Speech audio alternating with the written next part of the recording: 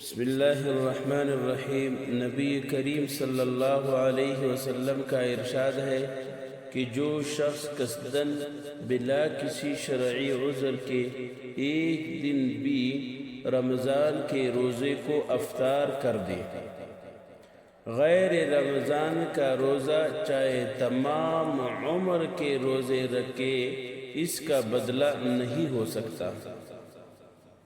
یعنی پیغمبر علیہ السلام نے فرمایا کہ رمضان میں ایک روزہ نہ رکھنے کا حال یہ ہوتا ہے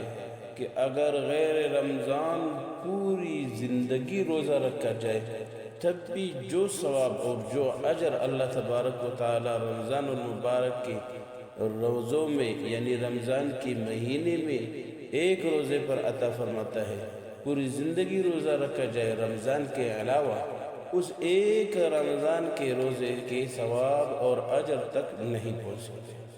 تو اللہ تبارک و تعالی ہمیں اور آپ کو روزے کی قدر عطا فرمائے۔